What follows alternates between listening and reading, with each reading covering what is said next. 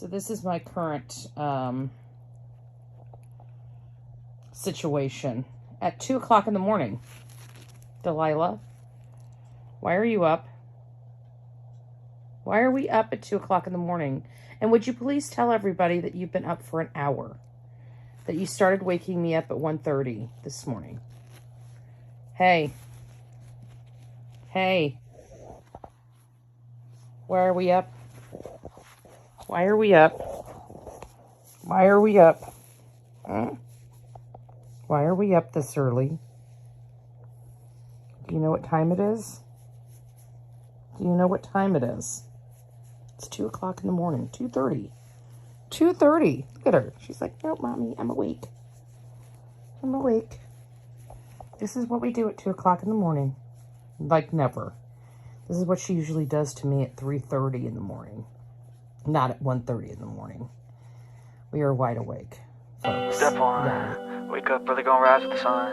Step 2, get some food in you. Step 3, think real hard about what you wanna be. Step 4, everybody just do your thing. Wake up, today's gonna be a good day. Well, good morning. Thank goodness you weren't up at 1:30 this morning because of a Delilah. Come on in. We got a lot to talk about in the Nancy Guthrie case. Today's gonna be a good day. Wake up. Today's gonna be a good day. Wake up. Today's gonna be a good day. Wake up. Today's gonna be a good day. Yo, set your affirmations, aspirations. I got shit to do, the aftermath of preparation. Good food, good mood, blood in circulation. One step at a time, yeah, that's how you make it. Set a goal you control and the steps you take them. I try to pick one thought, have some concentration. And if I make a mistake, it's called education. I try to do this every day, call it replication. Wake up, today's gonna be a good day. Wake up, today's gonna be a good day. Wake up, today's gonna be a good day. Wake up, today's gonna be a good day. Wake up, today's gonna be a good day. Wake up, today's gonna be a good day. Wake up, today's gonna be a good day. Wake up, today's gonna be a good day. So life ain't easy, yo, I think there's a reason though. Ups and downs, just like every different season, yo. Sometimes I'm high, other times I'm barely breathing, though. I always gotta fight and hide from the demons, yo. Negative thoughts are poison, they rot. Head full of flies, so here come the clouds. They'll never stop unless I can swap all the bad for the good in my head when I'm lost. Yeah, so I'ma fake it till I make it. Positive thoughts are overtaken, I got patience. One day at a time is how you operate a cadence. A flow, you grow, you show yourself a foundation. Stay away from all the shit that causes temptation. I know that I like to do it cause it's sensation. I live my life in my head like a narration. Don't expect greatness, do my best, man, I'll take it. Wake up, today's gonna be a good day. Wake up, today's gonna be a good day. Wake up, today's gonna be a good day. Wake up, today's gonna be a good day. Wake up, today's gonna be a good day. Wake up, today's gonna be a good day. Wake up, today's gonna be a good day. Wake up, today's gonna be a good day. Wake up, really gonna rise with the sun. Step 2, get some food in you. Step 3, think real hard about what you wanna be. Step 4, everybody just do your thing. This morning, we're diving back into the disappearance of Nancy Guthrie, and this is one of those cases that keep tightening its grip on people because the facts are disturbing, the timeline is narrowed, and the silence around the truth has been filled with rumors, speculation, and a whole lot of noise. At this point, the public record still points to an active abduction investigation, not a neatly explained disappearance. Investigators have focused on very specific window of time, a masked figure near the home, and a set of unanswered questions around access, surveillance, and what may have happened inside that house before anyone realized just how serious this situation was. And then there's everything surrounding the case. The online theories, the family rumors, the commentary from self-appointed experts, the live streams, the sleuths, the psychics, the people who are convinced they've solved it from a clip, a screenshot, or a thread.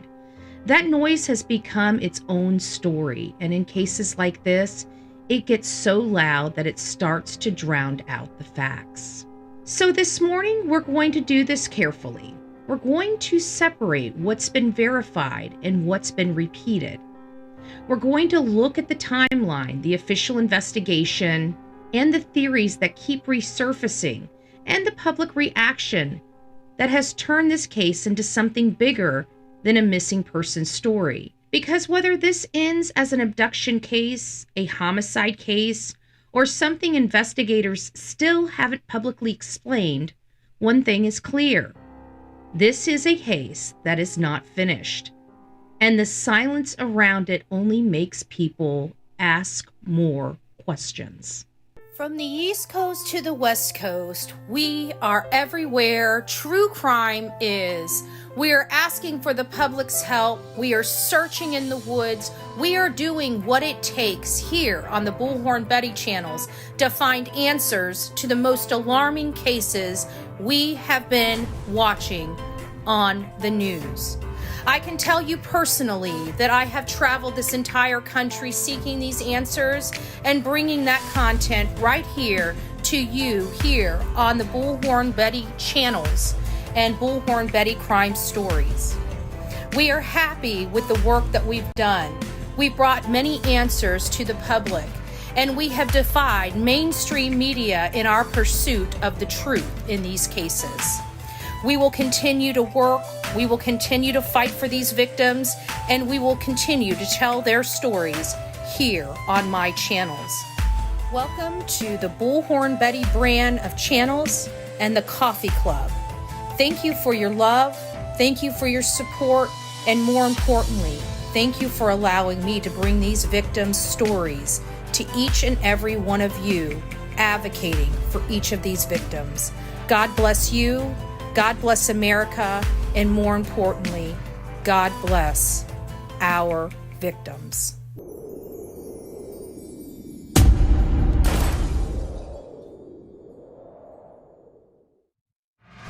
This morning, we're back on the Nancy Guthrie disappearance, and this case still has the same thing that made it explode in the first place: a tight timeline, a lot of unanswered questions, and a flood of speculation that keeps outrunning the facts.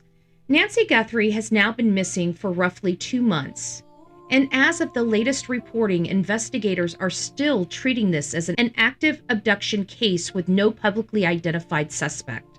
And that matters because when a case stays open this long without a clean answer, the internet starts filling the silence with theories, rumors, and people who are convinced they've solved it from a phone. So this morning, we're going to do this the right way. We're going to separate what's verified and what's being talked about, and what still is just noise. Let's start with what we know for sure. Nancy Guthrie was last seen January 31st after spending the evening with family, and then the next morning, a doorbell camera at her home captured a masked person tampering with the device. Roughly 30 minutes later, her pacemaker app lost connection, and by noon, she had been reported missing after failing to appear as expected. That time gap is one of the biggest reasons this case keeps pulling people in. Because once you have a window like that, the public starts asking the same questions investigators are asking. Who was there? What happened inside that home? And how much of the sequence can actually be proven? Law enforcement has repeatedly described this as a possible kidnapping or abduction, and they've also said that the family is not being treated as suspects. In other words, the official posture has been, this was not a voluntary disappearance, and the family should not be the target of conspiracy talk. That does not stop theories, though. In fact, it seems to do just the opposite. The more the case remains unsolved, the more people on social media have turned it into a live-action mystery board with speculation about burglary, a targeted attack, a personal grievance, or something even darker. But as of the latest reporting, Those are still theories, not confirmed answers. And this is where things get messy. A lot of online chatter has tied up and dragged Savannah Guthrie's family into the story, but the sheriff publicly cleared the immediate family and called that kind of speculation cruel. That's important because once a rumor like that takes off, it stops being a missing person discussion and starts becoming a public blame game. There's also been a lot of noise around the masked figure captured near the home, with some people treating that footage like it's the whole case. But the footage like that is only one piece of a much bigger investigation, and it does not automatically identify motive or prove who did what. And honestly, that's why this case is so effective as a podcast topic, because you just have enough real detail to keep people hooked, but not enough answers to satisfy them. That combination is exactly what keeps a true crime audience listening. Now let's get into the part of this case that keeps pulling people back in, because the official story is simple, but the details are not. According to the reportings from Reuters and other outlets, investigators have continued treating this as an abduction case, and they've kept working the timeline around the masked figure seen near Nancy Guthrie's home, the disconnected camera, and the evidence they're trying to reconstruct from a narrow overnight window. That window matters because if something happened in it, everything else in the case depends on what was done, and by whom, and whether the scene was altered before anyone understood what they were looking at. And that's where the theories start multiplying. Theory 1, a targeted abduction.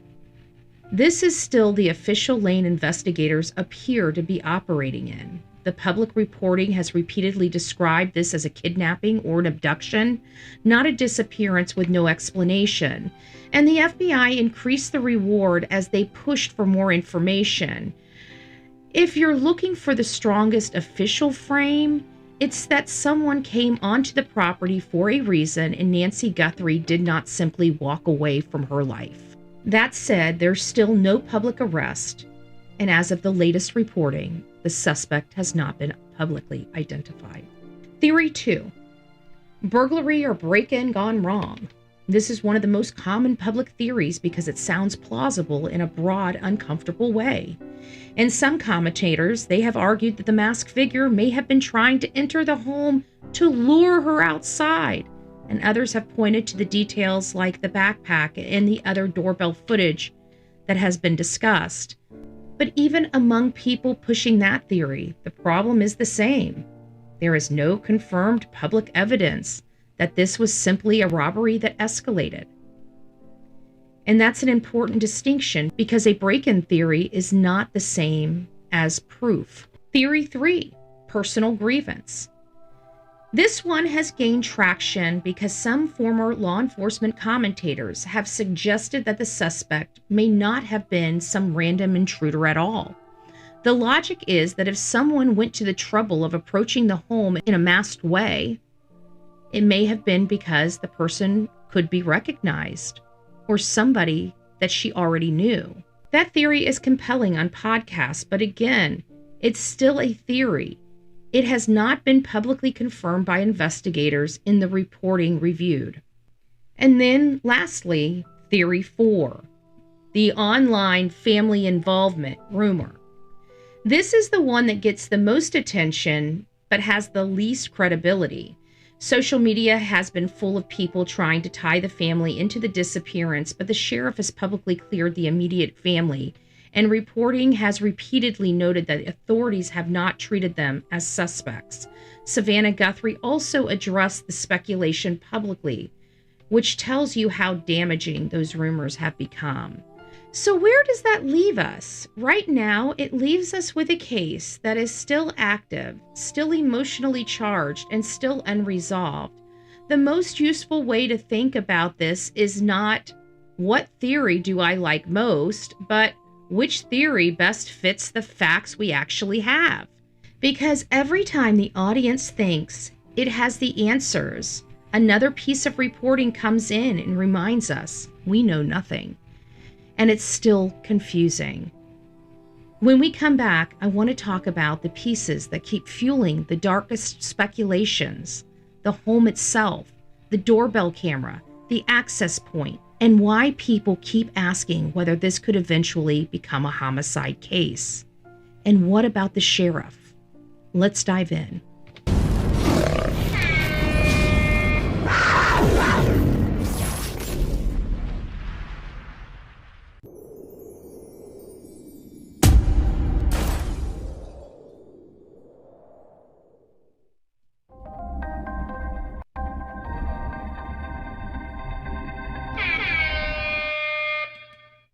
Well, good morning to all of my beauties. It's nice to see you. I'm Bullhorn Betty. This is the Bullhorn Betty channel.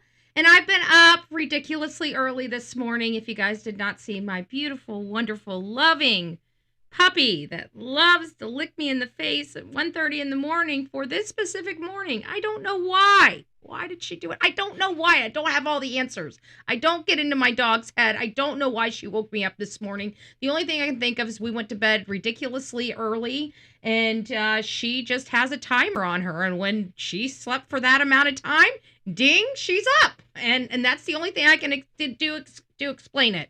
I'm exhausted. We have a great show lined up, but we're going to get through it. So hopefully I'm delusional and delirious and can entertain the masses for at least a couple hours as we learn some more information about this. And it's like every time we get to this case, I'm telling you, I feel horrible for this case. I mean, I feel absolutely horrible for Savannah Guthrie because she's got money, and not that it matters, but think about it. If you had money and could buy just about anything that you wanted, and you've got a dumbass like Chris Nanos running an investigation, I mean, it's got to be unnerving. And just think about the little people, right? This is the big people. This is how the big people get treated out there. What about the little people? Little people aren't even heard. The little people aren't even heard. So it's nice to see you guys. We have some updated information on some other cases before we dive right into the topic of conversation with Nancy Guthrie. So I'm going to say good morning. We're going to get updated on a couple other cases, and then we'll be back with this case and this just very disturbing find that Brian Enton has brought to the world, among many. We found out about the lights issue. We found out about the plane not being up. All political, all inter-office, problems. It's Nanos. It's Nanos. Nanos is the problem. This case was already bad to begin with, and then you add a corrupted sheriff and official, and that has decimated his own sheriff's department, and then you have a major case, and you put the greenest people on it. Like this is just insanity. Insanity. He needs to be pulled out of that office by his toenails. Like, that's literally it.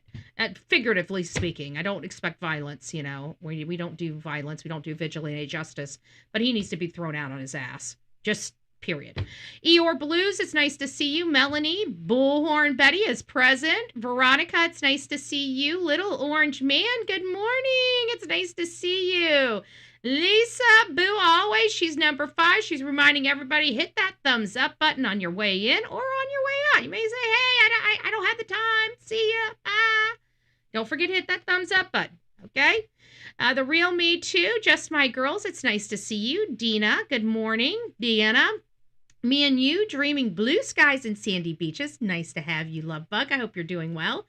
Groovy Gal, Let Them 66. True Crime Junkie. Who else do we have here? Me and you. I got you. Arizona Raven. Good morning. Downey. 2-Speed. Julie. It's nice to see you. Good morning. Good morning.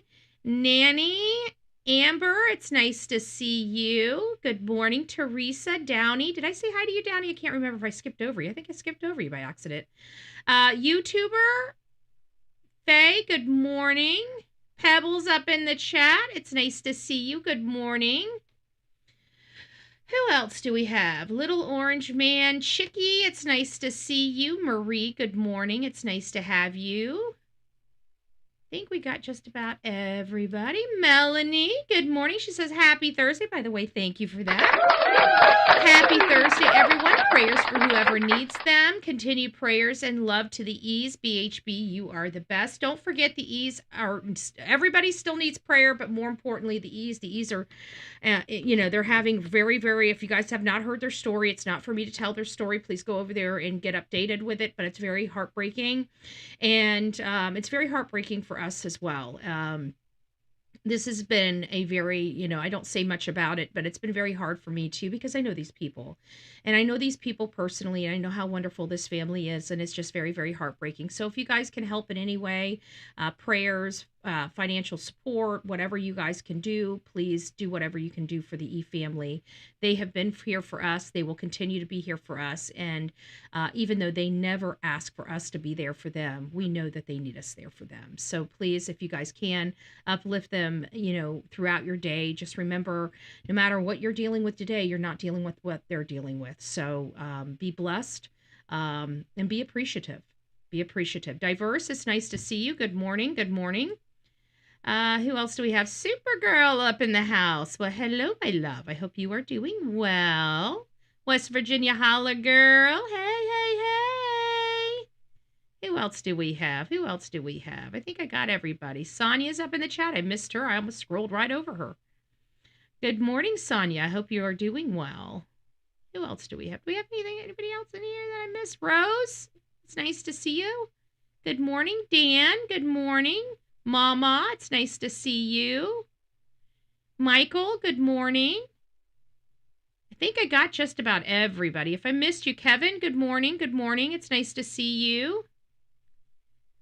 Oh, Lady O, Denise, good morning. Good morning. Aristocrat, it's nice to see you. Good morning, Phil. I did miss a few people. Who else do we have? We're almost to the end. At least I think we're up. Just popped up on me. Pete's, good morning. Oh, Lori, it's nice to see ya. Good morning. Okay, guys. So let's go ahead and dive in. Oh, I Spy's in the house. Adam, good morning. Wow, I missed a few people. DLL, it's nice to see you. Haley, good morning. If I missed you, I am super. Kuna, it's nice to see you. If I missed you guys, I am super sorry. I will try to get you as you... Kata, it's nice to see you as you guys come in and stuff like that. So good morning, guys. The first case we're going to be covering today is one we have not covered in a while. This was the Devil Den homicide. This is, if you guys probably weren't with me at the time, but there was a man, Andrew McGann, that... stabbed two people. They were out in a park in Arkansas, and they were out there with their two little girls, and this guy just came out and brandished a knife and fought with the father, killed the father. The mom's coming running over took the kids to safety, and then came to try to help her husband, and he ended up killing her as well, and then taking off out of the park. Well, there was a short manhunt, but they ultimately found him as he was getting his hair cut at this salon. And then come to find out, this man was a teacher, and he was just about to start a school, and he was at another school. And this is where I'm getting really ticked off with our schools. If you know somebody is predatory on our children, whether they've been fired or not, it needs to go into their jacket. It has got to be put into their file, because this man was able to leave one school because of his inappropriate attention to mind you, he's if I'm not mistaken, elementary. We're not talking about middle school or high school here age kids. We're talking about young students, and these were young little girls with their parents that got stabbed. So I just wanted to put that into perspective. So this is just the update that we have so far on this. They're broadcasting of this case, which we wanted to watch. We wanted to see this case live at trial, okay? We're not going to be able to see that. Unless somebody is there, we're not going to be able to see what goes on in this courtroom. So, but broadcasting is banned. On April 1st, and she's saying no April 1st, like this is not April Fool's Day stuff. The broadcasting is banned. So Andrew McGann left the courtroom today after the judge denied the motion from the defense to dismiss the death penalty. So the death penalty is still on the table for him. So this is a major update related to the Devil's Den stabbing trial. The death penalty remains on the table. The trial for Andrew McGann, charged with capital murder in a random stabbing death of a couple at Devil's Den Park, is moving forward with significant developments. At the April 1st hearing today in Washington County Court, Judge Joanne Taylor ruled that the death penalty will remain a potential sentence for McGann. In another key decision, prosecutor Brandon Carter stated that we have a Brandon Carter in our Sebastian Rogers case, but this is a prosecutor, not an investigator. Brandon Carter stated he will no longer speak with the media regarding the case following previous disagreements over statements. The judge also established a complete ban on broadcasting or recording future court proceedings. I'm getting so sick of this. We need to have we should be able to watch this. The public should be in these courtrooms. We should be able to be in these courtrooms. This is getting very frustrating. I don't understand what is the difference with somebody showing up and somebody being able to watch on TV. It makes no damn sense. It makes no damn sense. It's garbage. McGann, and this needs to be a question from here on out, any judges that we elect, and every year we elect judges, we need to find their position on this broadcasting in their courtroom. If they're anti-broadcasting in their courtroom, they cannot be hired for the job.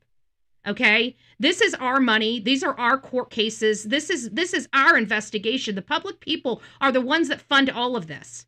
So it's going to be our responsibility to start challenging our judges. And if our judges are going to be elected, one of the questions we need to start asking our judges, are you anti-camera in the courtroom? If they're anti-camera in the courtroom, we don't vote for them. That's going to be one of the major requirements from this point forward that I ask for every single judge, federal judges and otherwise. Federal judges will never let cameras in their courtroom. I don't know why, but the federal law is just different, but this is state law. And at the end of the day, we, the public, have a right to be in these courtrooms, whether we can physically make it there or not. And I'm getting sick and tired of this. I really am. So from here on out, folks, you guys are going to have to start asking the questions. You need to start picking up. We got elections coming in 2026. Are there any judges on your ballot? And if so, you guys need to be picking up the phone and asking those judges, calling the judges' chambers and asking what their position is on these on cameras in the courtroom. If they say they're anti-camera in the courtroom, then don't vote for them. Vote for their other person. We need to start having more pro-camera and pro-rights, American citizens' rights to be in these courtrooms. I'm getting sick and tired of these judges. I don't like a lot of these judges. I think these judges, in all fairness, you guys can hate me about it, being politically charged and all, but a lot of these are social justice warrior judges, and they like to protect the bad guy. And meanwhile, we want to know what the hell's going on, and we want to hold people accountable if they're not doing things that are the right way. And we find judges make a lot of mistakes in these cases, and we want to see those mistakes. You're a judge. You should be honored that people want to be in your courtroom and watch how to preside over you. But I mean, we're here. If people don't want to work for the public, then we'll move them along. We'll move them along. Today is Autism Awareness Day. Thank you for that. Thank you for that. So this is one of the things that I don't like, but another key decision, the prosecutor Brandon Carter will no longer speak, banning of the broadcasting and future court proceedings. Everything is being blocked from the public. If you're not there, you cannot get the information. I think we need to start sending this judge letters and having them reconsider. I'm sorry, but we need to have this reconsider. It doesn't really matter at this point. I just think that we need to notate the judges that are anti courtroom. And I think we need, or anti-camera, and we need to quit voting for them. This lady here, this judge presiding over this case, I think we need to start finding somebody to replace this judge. That's how it works. That's how this stuff works. Okay, moving on. This is one that I was talking to you guys about this morning. This is from Utah. We're not going to spend a whole lot of time. I'm only going to take the first 5 minutes of this. Wherever it cuts off, it cuts off. But this is about Ted Bundy. This is about his latest victim that was finally attached to him As you know, Ted Bundy is gone. He's no longer alive. So this was more semantics and closing out a case than anything else. This was a case that he had previously confessed to, but they did not have enough evidence to tie him to the case to close it out, even though he had confessed to it. So in the grand scheme of things, this is not really that shocking, but it's crazy that that he is such a notorious serial killer that we have another body to attach to him, even, decades after he's gone. With us here today, we have obviously Sheriff Mike Smith. We have Commissioner Bo Mason from the Utah Department of Public Safety. We have our Sergeant Mike Reynolds of our investigations team, his lead detective Jake Hall, who helped spearhead this investigation. We also have representatives and family members of the Laura and Amy family. And at this time, I'll turn it over to Sheriff Smith. Now, I just want to remind you that was the public information officer. Did you notice that he was the one that opened up the meeting? He's not the one. He's the one that's kind of controlling the meeting. My lips probably aren't synced. Oh, they are synced now. But it's important because this is where you can see what kind of sheriff you have. When you have a public information officer, but the sheriff refuses to allow that public information officer to do their job, then we got a problem. We got an arrogant sheriff. There's certain behaviors you can deduct by people's actions.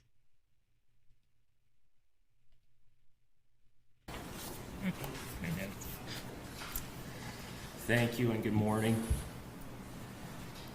We're here today to give an update on the murder of Laura and Amy that occurred in the fall of 1974.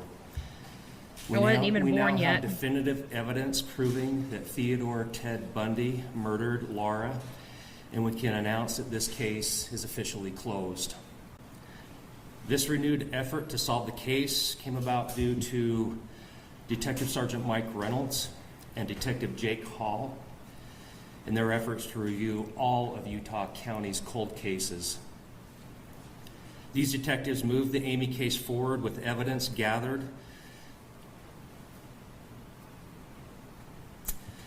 in 1974, and I just want to say that, looking at that evidence in 1974, I believe we have one of the investigators here. It is crazy to think, of the evidence that they collected that they were able to preserve this happened 5 years before I was born. 5 years before I was born. So almost 50 years ago. Probably 50 years ago when this happened, right? Probably exactly almost 50 years ago to the day. Either way, the point I'm trying to make is, the investigative skills, the collection of evidence, even if they didn't have the technology, they didn't half-ass it. Why are we half-assing the Guthrie case? Just frustrating. I want to add that they did a phenomenal job. That evidence has endured the years and was pristine.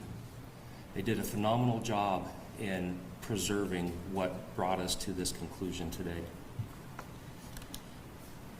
With that evidence and the full support of the Utah County Sheriff's Office, we bring this case to a closure, and most importantly, we bring closure hopefully to the Amy family who have endured over 50 years of the loss of their loved one. I can't imagine that. 50 years, the case still not closed. Okay, so wait until my lips start syncing back up. It's going to be one of those days. So apparently we have a little bit of a delay when I'm playing the videos. It does happen. Hopefully it rectifies itself throughout this. Probably not. So we're just going to have to play, just deal with what we got going on, I guess is really, actually, you know what? I wonder if maybe if I take this out, because I didn't set this, I wonder if that has anything to do with it. Give me just a second. Let me change this real quick. There we go. And then let me change it back and then see if that might fix. Sometimes it'll fix the problem if I do something like that. Okay. Not that you can see what I'm doing, but anyways. So we didn't do our third show yesterday. Again, I'm not going to go into some of the stuff that I was dealing with around here, whatever. But I was unable to come back at the end of the evening to go over another show, and we were going to be talking about the satellites. So I just wanted to take a few moments to go through this little clip from Nancy Grace, and then we'll further discuss. Rittenhouse case that satellite images were used. Actually, they were in for issue, and this goes to Iker. We saw in the Kyle Rittenhouse case that satellite images were used. Actually, they were infrared images. Explain how that helped crack the case and bring out the truth in the Rittenhouse incident. The problem is you cannot predict when the satellites are going to come over and use and find the video or imagery at the time of the crime is very, very unusual. So actual imagery is not very helpful 99% of the time. The 1% of the time that there is some sort of satellite or aerial drone or a plane doing mapping, that's a possibility that it randomly came over a crime scene at a specific time. But there's so many different things that could cause you not to get the imagery, like clouds or a storm or something like that. You can't. Well, the good news is that from what I'm hearing, is that it was a clear night. They didn't have these issues. And actually, I heard that this was like a super moon night, which is what gave us the ability to see, because it lit up the desert so bright because of this alleged super moon or some other type of moon that was very, very bright that evening. That's what I'm hearing. So yeah, the satellite moving over, but there's so many satellites that I think that we have satellites covering quite a bit. I don't know. I think satellite imagery might be helpful, but we'll see. 99.9% satellites can't see the ground at those specific times. Let me see, Iker. You know what I don't like? I don't like anybody telling me why something's impossible. I like somebody telling me possibilities. Yes, I know about clouds. I'm just a trial lawyer, but I know clouds will obstruct an airplane's vision of the earth below. I understand that concept. So tell me how it could work, man. I'm looking for answers here. I'm upset that we're at day 59 and seemingly not any closer to finding Nancy Guthrie. So I'm looking for answers. I don't need to hear why it might not work. Throw me a bone, Iker. How could it work? I totally agree with you. We're all frustrated at this situation. And I was explaining that, the FBI, and we always want to look at all the possibilities, but we also have to take into the fact that when we go for this type of evidence, we have to be lucky if things actually happen the way we want. Example. Well, then how would I find it? Tell me how I can get lucky. Okay, how can I find infrared aerial surveillance? How do I find it? What do I do? If it's there, yes, I know it may not be there. Yes, I know it may be cloudy. I get it. But how do I find it? Show me a path to a maybe, a definite maybe.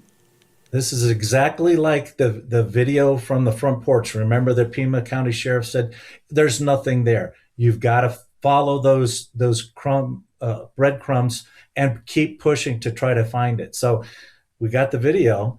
So let's go see what aerial satellites or aerial drones or other stuff that were in the area at the time that the crime occurred. So there might be something that had, potentially lined up with the stars, the moons, and the, karma, right? Just possible. So maybe we'll get something there. You don't leave it to chance. You got to fight for it and continue pushing till you get to the end of and get that evidence. Okay, be honest with me. Would the feds consider this? Would they have already thought of this? Yes, they would have. I've done it in my cases. Okay. Back to you, Dave Mack. I want to hear about a vehicle. Okay. So we've already went over the vehicle part of it. But I did want you guys to hear that. And of course, I don't want to go to this one yet. That's more.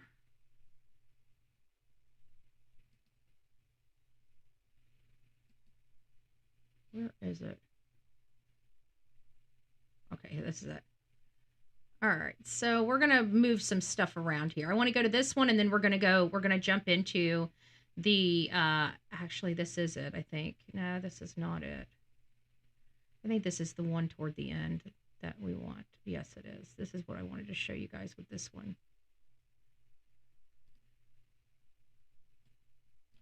All right, we're going to go to this one. About 20 minutes past the hour here, and the Pima County, Arizona sheriff is facing a recall. This is the crux of our show anyway, so we might as well go ahead and dive into this, further discuss, so that people that need to get on with their day can get on with their day. Hearing next week over his handling of the high-profile Nancy Guthrie case. The mother of Today's Show host Savannah Guthrie was last seen January 31st. And now, in a News Nation exclusive, senior national correspondent Brian Enton just interviewed somebody close to that case who claims the first responders didn't know anything they were doing when they went to the Guthrie home. The first investigators who responded to Nancy Guthrie's home were inexperienced, and the supervisor had never investigated a homicide before, we are told. This brand new information. You guys hear that?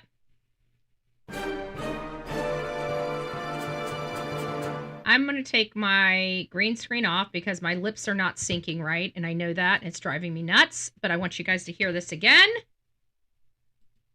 Investigated a homicide or inexperienced. The first investigators who responded to Nancy Guthrie's home were inexperienced, and the supervisor had never investigated a homicide before, we are told. So folks,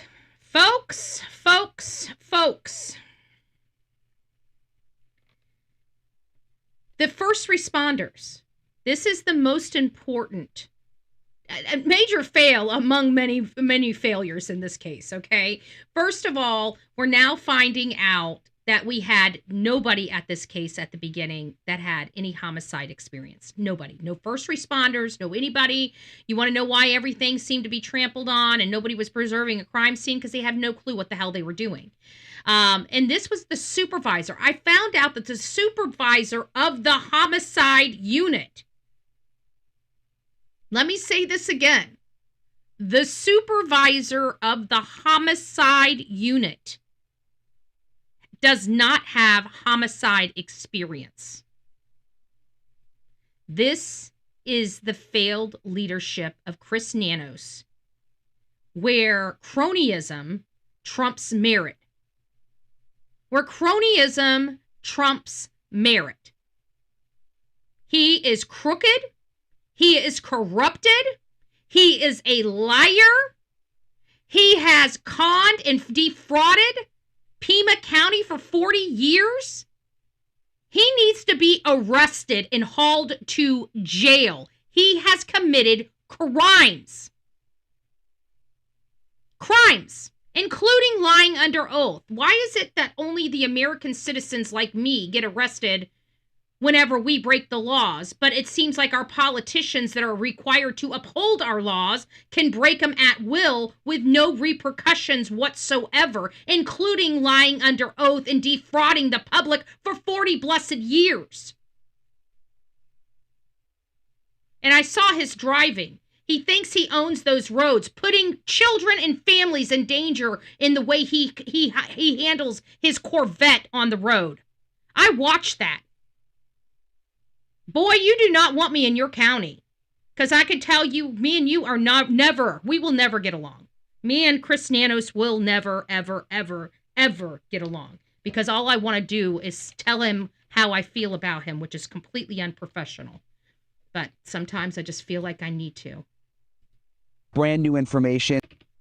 Responded to Nancy Guthrie's home were inexperienced, and the supervisor had never investigated a homicide before, we are told. This brand new information is coming from a source close to the investigation who sat down with me for an exclusive interview on News Nation, giving new insight into the sheriff's department that's been forced into the national spotlight because of this case. We've protected this person's identity for fear of retaliation for speaking out.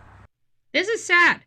Again, another Sumner County 2.0. I wish media would treat Sebastian's case with this much tact and tenacity, because we could use mainstream media holding the sheriff's feet to the fire over there in Sumner County, because their local media, they're corrupted. They're as corrupted as their politicians. From what you know, were the initial people who responded inexperienced? The people that were there on the scene were not 10-year homicide detectives. They didn't have a lot of experience in homicide at that point, to include the supervisor, who, from my understanding, never investigated homicide before being installed as the supervisor for the homicide unit. So wait, so the supervisor who first responded to Nancy Guthrie's house had never investigated a homicide? Correct. How is that possible? Well, so you have decisions made by people that will install friends and people that can do stuff for them, opposed to people that are there on their merit. Those to install. Did you guys hear that? To install. Friends, we talk about installation on this channel and about how we believe politicians aren't being voted for. They're being installed in certain areas. This man was installed here. Chris Nanos is an installed sheriff. Nobody voted for him. They cheated. They cheated. He had 400 votes to get him in this office, and I guarantee they had to cheat and do fraudulent ballots to get him even to 400 plus. They probably had to give him 25, 2,000, 3,000, 4,000 additional votes. I bet you if you audited the system, you'll find there's probably more voters than there are people. But and Arizona is a hotbed for this type of voting. But either way, you have Nanos that was installed, and he's installed his friends to pay them so they can get, kickbacks or whatever the hell they're doing. This is all a corrupt design. He needs to be in jail. Chris Nanos deserves a jail cell, not a retirement package. He deserves a jail cell. Hey, Real McCoy. Sleuth Intuition got an upcoming show on the second suspect from Nancy's porch. That's him. Sleuth Intuition. I'll have to get over there and check that out. Thank you so much. So let's listen to what this source has to say. This is pretty interesting. Well, so you have decisions made by people that will install friends and people that can do stuff for them, opposed to people that are there on their merit and can do the job correctly. A lot of turmoil here in Pima County. We've reported on that over the last couple of months, including a unanimous no confidence vote against the sheriff here, Sheriff Chris Nanos. He's fought back against critics. The whole damn county doesn't want him. Let me fix my... I get so home. Move this over. There we go. I should... Am I back? Not back yet. Hold on. Am I back, Jack? Still not back. I don't know why there it goes. Now we got our voice back. So we've got a situation here where, you've got the Democrat side that doesn't want him there, the Republican side that doesn't want him there. This is looking so phony, in my opinion, because it doesn't sound like anybody voted for Chris Nanos. So how the hell is he the sheriff? Nobody voted for him. It sounds like, and if people did vote him, I'm not saying nobody voted for him. It sounds like there were a few people, but not enough to win this election. And this is like the straw that broke the camel's back right here. This Nancy Guthrie case. Everybody's done. I have a funny feeling he's going to be pushed out. And because of his demeanor and who he is, because he's a fraudster, he's a piece of shit that likes to beat on inmates, that likes to be a bully. I can guarantee you his mentality, his arrogance, his pompousness will never allow him to resign. He will never admit defeat. You're going to have to drag his ass out of that seat. So for those people that are out there, you guys need to be, signing those petitions for the recall to get him out. He's never going to resign. If you're waiting for him to say, oh, I'm done, I'm sorry, you'll never get that from this man, okay? He has conned and lied his entire life, 40 years. His entire tenureship at the department has been based on freaking lies. Lies and corruption, folks. Lies and corruption. That's your sheriff. He's got to go. And then we find out all of this. We find out about the not turning on the lights because of a stupid ordinance. This is a woman's life in the balance. All of his shitty decisions he made just to thumb it to the FBI. Meanwhile, this lady probably lost her life because of his games. Because of his games. He's disgusting. And then to find out he's no better. He's a criminal? He's a criminal? He should be a felon just for driving. Just for his driving alone. Just for his driving alone. That made me sick seeing how he thought he owned those roads. Boy, let me tell you something. Chris Nanos, you are so lucky. You are so, so, so lucky. So, so, so lucky. So, let's go back. Let's get this. Now we've got, oh, that's right. This is the one at the end. So there's CC. I want you guys to see this one last segment of this show, and then we'll move on.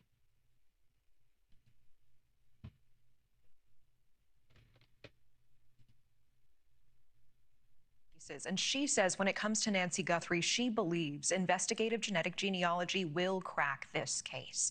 The technique cracked open the brutal quadruple stabbing murders of the 4 University of Idaho students in November of 2022. Investigators in that case were able to link DNA found on a knife sheath at that crime scene to a relative of Brian Kohberger's, and then matched the crime scene DNA to a Q-tip found in Kohberger's parents' garbage can. I will tell you this, though. Because of their poor forensic evaluation of the home, I feel like they could have gotten a lot more DNA than they did. I don't think they collected the flower pots. We know it took them forever before they collected the frickin' bracket that the Nest camera sat on. We still see the mat that we know this subject stood on. We still see that mat sitting right there outside of her house. They did not take what they needed to take to get the DNA off these products. Touch DNA, molecules of DNA. They didn't take shit out of that house that they should have taken out of that house. And still to this day, I'm almost certain that they failed to take that mat. They failed to take those flower pots. They failed to do their job. Period. This was a crime scene, and they didn't even know how to handle a crime scene. From the top down, nobody knew what they were doing. Nobody. Finally solving that case. Genetic genealogy also solved a series of brutal crimes that stumped even the most seasoned of investigators in California for decades. In 2001, DNA technology linked at least 50 rapes and 13 murders to one man dubbed the Golden State Killer. Investigators worked quietly in the wings for years to try to track him down until genetic genealogy became an option. Detectives put DNA from a semen sample into a genealogical website to identify potential family members of the killer, eventually leading them to Joseph James DeAngelo, getting his DNA from a tissue in a trash can. Well, this week on a new episode of my podcast, The Truth of the Matter, I spoke with that woman who's at the forefront of this tech, Cece Moore. Here's part of that new episode. What are your overarching thoughts about the Nancy Guthrie case and what genetic genealogy can do here? What are the lessons that you've learned? I don't even like to think of this, but if there is a second crime scene that is discovered or her, remains, then that gives them another opportunity to find DNA. There is a secondary crime scene. We absolutely know that there's going to be a secondary crime scene. The problem is they have not located the secondary crime scene as of yet.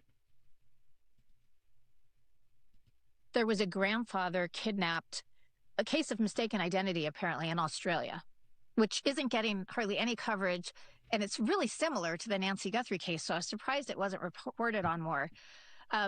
They found a second crime scene in his case because he was held somewhere for a while. His name is Chris Bogsarian. Unfortunately, his case has been resolved in, the worst possible way, but there was a time where both of these cases were happening at this exact same time. He was kidnapped February 13th, 2026, late at night. Elderly man, 85-year-old grandfather, who was kidnapped and held and tortured, unfortunately. They believe it was a case of mistaken identity, but he was taken from his home late at night by armed, masked individuals. There was actually a video of him being pushed into their car, and then he was held at a location where by the time they found the location, he was no longer there, but his DNA was all over there. His blood was there. They had cut off his finger. Terrible. But they were able to prove he had been there.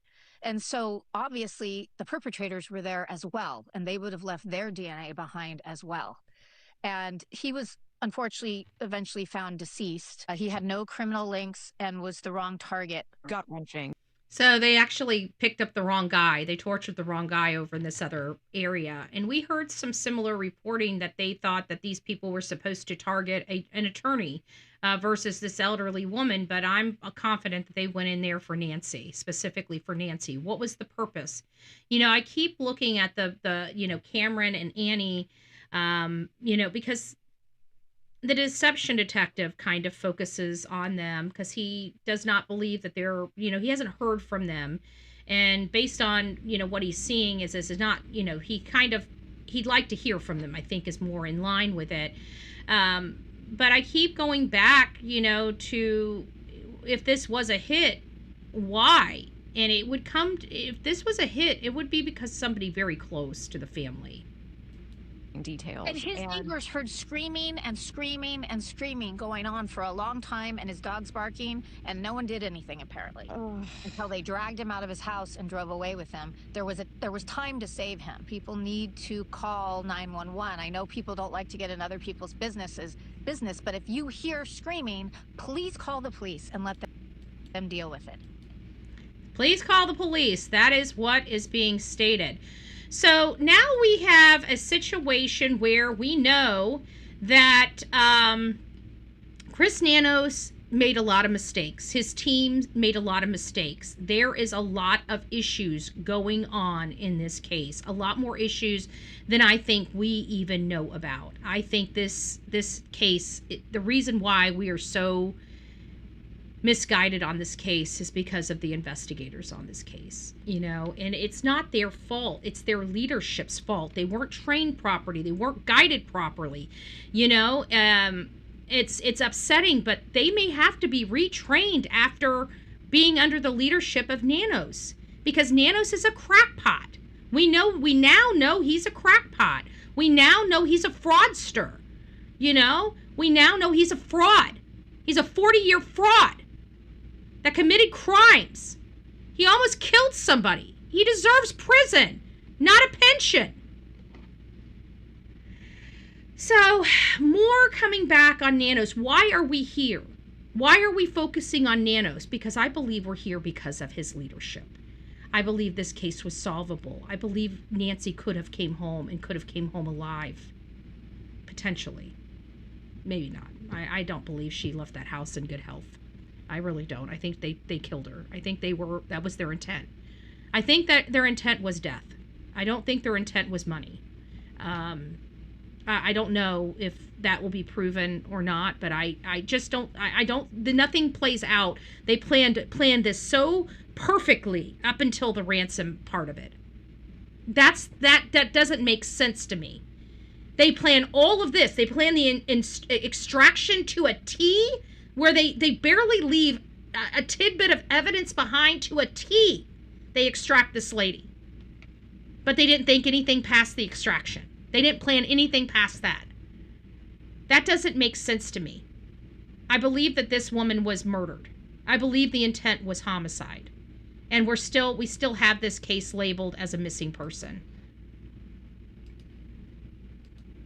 Earlier, sort of how you crossed paths with Sheriff Nanos? You know each other for a long time, but as you said, you're sort of working in different realms within PCSD. Give me a second. I'm trying to turn this up. Yeah. So I probably met Chris back in the mid 80s. Guys, so you're going to have, this is 35 plus years. We've got the volume turned up as loud as it can go on this, but it sounds really light to me. I'm turning my volume up, excuse me, just a little bit. So you might need to do the same thing to hear him, because this one's pretty hard to hear, but I think it's important. And our paths crossed intermittently. I spent most of my time in SWAT. I was a detective for a while as well, but I never worked directly with them. But like in any department, you get to know all the other officers, you interface with one another, you may be working cases that you're helping each other out. So I certainly had regular discussions with them on a whole host of things. So these are this is the second officer. There's a lot of people coming out and speaking against Chris Nanos. They're speaking against Chris Nanos because his failed leadership, and a lot of these people were ran out of their department because of this man. There are so many good officers that have left that department, either retired or moved on to other departments when Chris Nanos took over. And these are people that were just frustrated. And quite frankly, I don't think they're surprised by the new revelations. I think they all knew something potentially was up, you know, when it came down to Chris Nanos, and I believe that's the facts.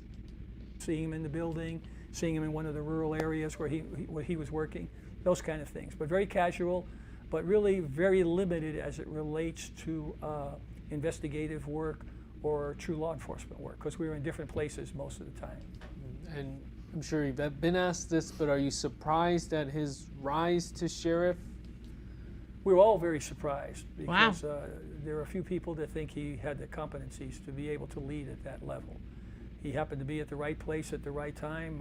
Our sheriff, who had done an extraordinary job for many years, was ill, retiring. Another sheriff came in, he decided to run, and he got the office. So I would say, for the most part, most people who knew him were surprised that he had won the election, and even though he had won the election, had questioned his competency to lead at that level. Wow, that was way back when he became sheriff, folks. You have to remember that. That was quite a long time ago. I mean, we are nearly 2 months into the Nancy Guthrie investigation, 8 weeks. I mean, what are your takeaways from what authorities have gathered so far? Well, it's a very difficult case, okay? It started out just as an elderly lady who didn't come home.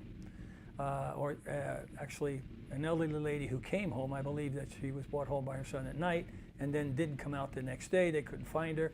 And as you know, those commonly happen with senior citizens. Sometimes they have dementia, sometimes they disoriented, they're found wandering, they forget to call their family. So there's a cadence that you go through to make sure that this isn't just a simple problem. But when you start looking at the evidence, like in this case, and see a suspect at the door that seems to be disguised, that's getting into the house in the middle of the night, then actually it becomes a specific investigation where detectives are assigned, and then it rises up. And in this case, of course, because we know Savannah Guthrie very well, was a reporter here long before she went to New York. Her family is well entrenched in southern Arizona. So it rapidly scaled from a local case of a missing senior citizen up to national and then even global. And I also want to state that this is another issue that we've had with the leadership of Chris Nanos. We found out after the fact that he didn't even realize this was the Guthrie family until 7 or 8 o'clock, hours and hours afterwards. Now, remember, this is important because the plane was grounded for 3 hours after she was reported missing. So their biggest and most advanced aircraft was grounded, and we find out the reason why it was grounded was because of Chris Nanos and his policies in his office. People couldn't get a hold of him because it was on Sunday, and you don't dare reach out to him. That's why he didn't find out. That's why. He is an arrogant, this man, I can't. This sheriff, after everything I have found out about this sheriff, has angered me so bad. I don't think I can be in earshot of him, because you guys know my mouth. I would be telling him, I would be hollering at him at this point. I would be hollering at him. Like, how dare you? How dare you? How dare you? And so that complicated the issues as well. And there was poor coordination. As you saw, the FBI tried to assist, and the sheriff was not very happy with that and pretty much kept them in the sidelines, including a gathering of evidence and evidence. That is sickening. All political. This man needs to be drug out of his office by his toenails. Drug out. He needs to have his pen. He needs to go to jail. You know what? If the feds really wanted to do their job and they wanted to help the citizens out, arrest him. Arrest him for the corruption. Arrest him for lying under oath. Arrest him for lying to the feds. Arrest him. Arrest the sheriff. That is the best way to get him out of the office. Get him arrested. Get him behind bars where he belongs. Arrest the sheriff. That was not sent to the FBI crime lab, which is the preeminent crime lab in the world, and yet sent to a private lab because the sheriff said it was cheaper. And we all kind of said, what do you mean cheaper? The FBI doesn't charge you. If you're doing an investigation with them, those assets are at your disposal to solve the case. So there were a number of things like that that just didn't make a lot of sense. And so I would say that the focus of the case should have always been and should still be on finding Savannah's mother, period. But because of the challenges in poor leadership and coordination, those issues became almost bigger than the actual search. Wow, and he's absolutely right about that. Those issues became bigger. This whole issue with the sheriff has become very, very, very big. So thank you, Nanny. Nanny says, if this didn't happen, Sheriff No Nuts corruption leadership would keep going for who knows how long. That is true. And how many other cases did his team screw up? Nancy exposed him. Pima County should be thanking and celebrating her. Amen. That is true. That is absolutely true. Thank you for that super chat as well. But it's very, very true. Absolutely true. Without a doubt. Thank you so much. But how angering it has to be sitting helpless and hopeless on the sideline and being Savannah Guthrie, because I can tell you, like, I would be cussing. I will tell you that, I say a lot of things, and I know sometimes you guys probably don't believe me, but my sheriff, he would never want to see me. My sheriff knows me personally. And I can guarantee he would pull, if it was my mom or my family, my sheriff, I truly believe, would pull out all the stops for my family. Not because just because he would not want to deal with me. He would not want to deal with me. But this sheriff here, I just don't know. I don't ever believe my sheriff would make these type of mistakes. My sheriff leads well. His deputies honor him and respect him. He's always with the deputies. We have deputies that have been here 30 and 40 years. You don't get deputies like that unless you give them a nice place to, unless you give them a good environment to work in. When you hear about a whole entire department being green, you're dealing with a man that has taken every person that has disagreed with him and pushed him out of the office and replaced them with all these young people that will agree with him. That's what happens when you hear stuff like that. That is poor leadership. When I heard that all these people, we talked about this early on up front. Let me change this. That's what it's, because it's resetting. There we go. We dealt with this early on. What is going on with my camera? This is starting to piss me off. I should have reset the whole damn.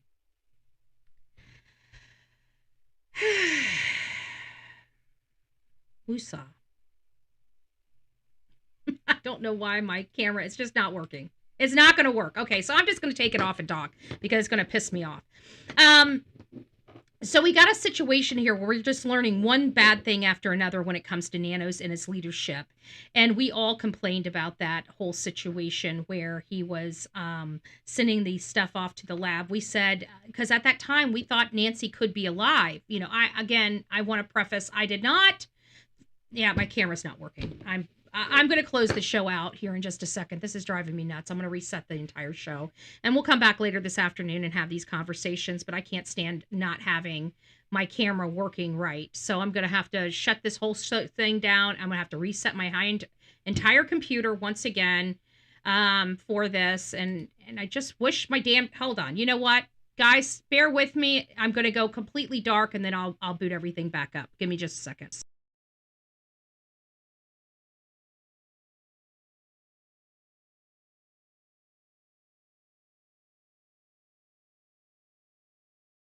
Still not doing it. Over here and just make sure we're not in a... This is irritating as shit for me. Everything was working until this afternoon, until we get to the 10:30, and everything should be working right, and it's just not.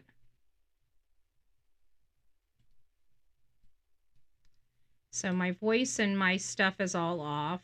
But I don't have time to do this right now. I'm absolutely frustrated when shit doesn't go my way. So I'm going to throw a little temper tantrum, and then we'll just have to be back later today. We will go over the rest of this. We've got the investigation. We got an analysis on the Nancy Guthrie case by Fox 10 that we're going to be going over. We're going to be going over some more information related to the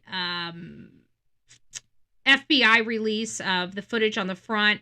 And we're going to be going over other details of this case as it relates to certain... Hold on, let me get up here.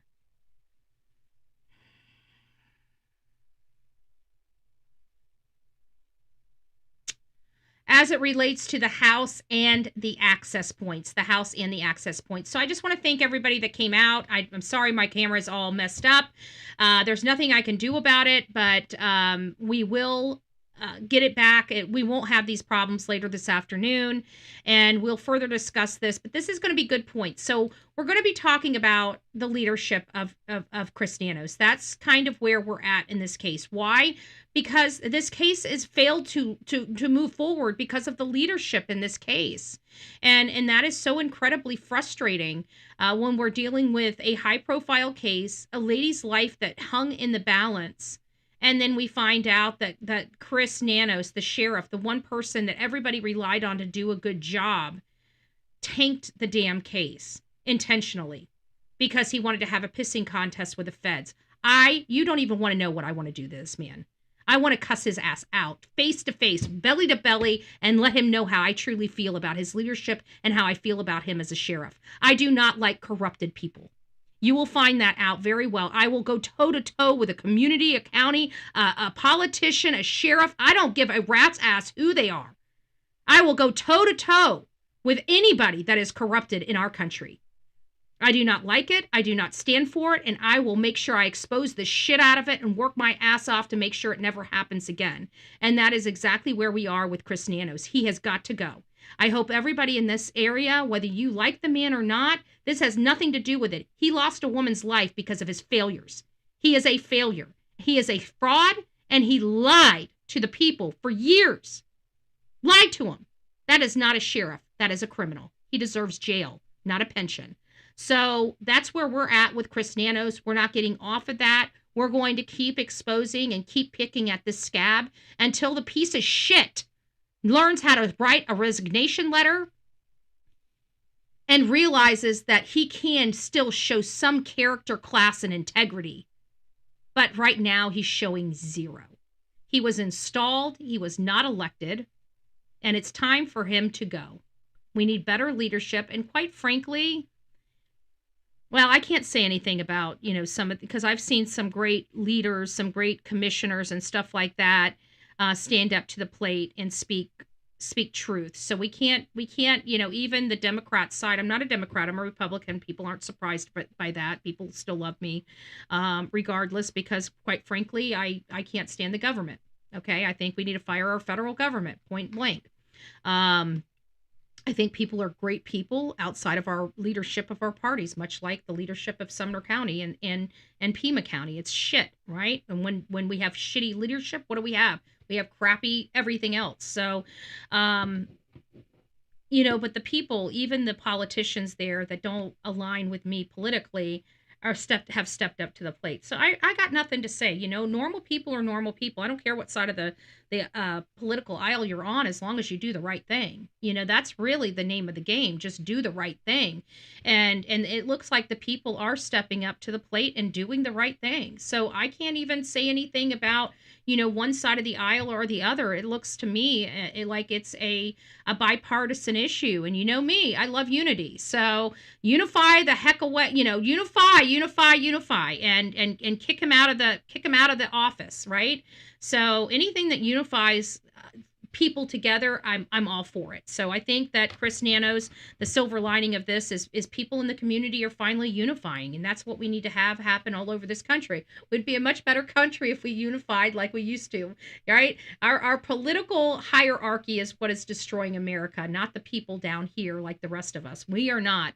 You guys were hijacked. I feel bad for you. But now it's time for you guys to realize there's a lot more normal people in the Democrat Party than there are crackpots. So you normal people need to start stepping up to the plate and doing what you guys need to do for your communities.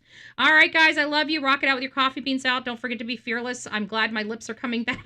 I can't stand not having my lips line up. It drives me freaking nuts. It is a pet peeve. It's a pet peeve. We spend entirely too much money to run this show for my lips not to sync up.